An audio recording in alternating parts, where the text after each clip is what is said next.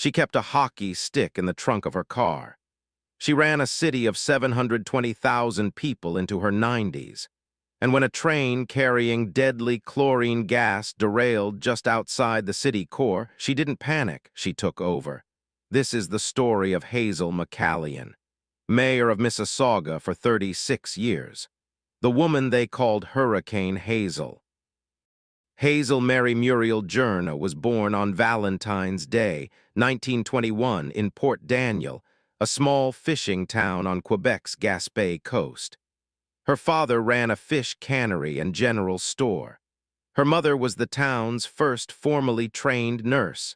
She was scrappy from the start. As a young woman in Montreal, she played professional women's hockey and kept those skates her whole life, reportedly always ready for a pickup game. After business school, she landed a job at Canadian Kellogg, an engineering firm.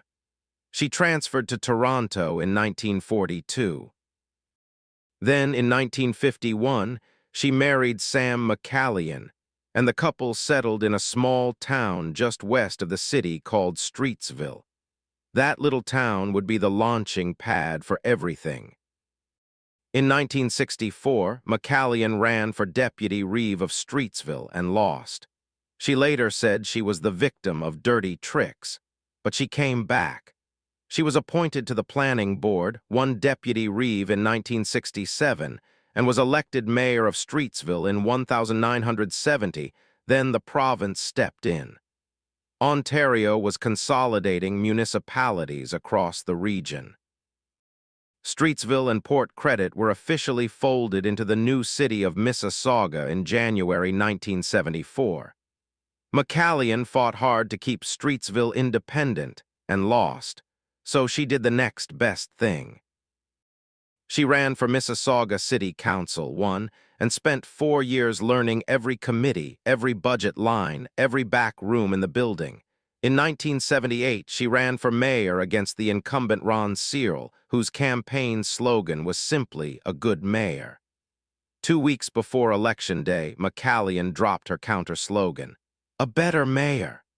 It worked. She won, and she wouldn't lose again for 36 years. She had barely settled into the mayor's chair when Mississauga faced its biggest crisis. November 10, 1979. A Canadian Pacific freight train derailed just south of the city. Tank cars carrying propane, chlorine, and caustic soda ruptured and caught fire. The explosions lit up the sky for miles. The disaster became known as the Mississauga Miracle. The massive wreck forced almost 250,000 people from their homes. At the time, the largest peacetime evacuation in North American history. Not a single person was hurt, and McCallion received much of the credit. The world watched this small, no-nonsense woman push officials aside and take charge. Her reputation was made overnight. Over the next 3 decades, Hazel McCallion turned Mississauga from a patchwork of suburbs into Canada's 6th largest city. Her philosophy was simple: keep taxes low, attract business, and let the city grow. Under her guidance, Mississauga attracted more than 50 Fortune 500 company headquarters and developed into a major economic center drawing international investment. She used lower taxes to pull businesses away from pricier Toronto, creating jobs and fueling explosive growth. She ran on that record, and voters loved her for it. From the early 1990s onward, she routinely won more than 90% of the vote, despite not running official campaigns. She told supporters, "Don't donate to my campaign. Give that money to a charity instead." She became something more than a politician. Things were named after her: a ballroom, a school, a wine, a rose, bobblehead dolls, the kind of tributes usually reserved for the dead. But no 36-year tenure is without shadows.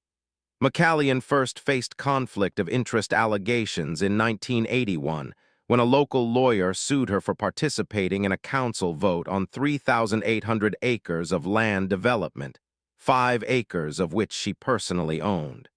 She survived it. Then, near the end of her career, a second and more serious allegation surfaced. Her accusers said she used her office to promote a $14.04 million land deal brokered by her son Peter, and that she sat in on more than 20 meetings involving the company he formed to build a luxury hotel and convention center next to City Hall. A formal inquiry was launched. It cost $7 million. She survived that too. Critics also pointed to her legacy of urban sprawl. As Mississauga expanded, the city became emblematic of low-density, car-dependent development, earning her the derisive nickname Queen of Sprawl. She opposed transit and intensification for decades. By the time she changed her mind, the damage was done. In 2013, the year before she retired, Mississauga was forced to borrow $700 million for the first time in its history. She was complicated, brilliant, stubborn, visionary, and sometimes blind to her own conflicts. But Mississaugans kept voting for her anyway. In 2014, at 93 years old, Hazel chose not to run again. She stepped down on December 1st, 36 years after she first took office. She didn't slow down. She wrote a memoir, became the first chancellor of Sheridan College, joined the board of the Greater Toronto Airports Authority. The Hurontario LRT, an 18-kilometer light rail line she had long demanded for Mississauga, was named the Hazel line in her honor. She died on January 29, 2023, at the age of 101 after a brief illness. Her state funeral was held on February 14th, what would have been her 102nd birthday. Prime Minister Justin Trudeau and Premier Doug Ford were among those in attendance. Flags across Ontario flew at half-mast. She had lived through the Depression, the war, the birth of suburbia, the rise of the internet, and the first wave of AI. She outlasted every critic. She outlasted the city she helped build, at least the version of it she knew. Her motto was simple. Hazel wasn't perfect, but she was real, a fighter from a fish cannery on the Gaspé who ended up shaping the lives of hundreds of thousands of Canadians. If you're from Mississauga, the Peel region, or anywhere in the GTA, this is your history. And there's a lot more where this came from.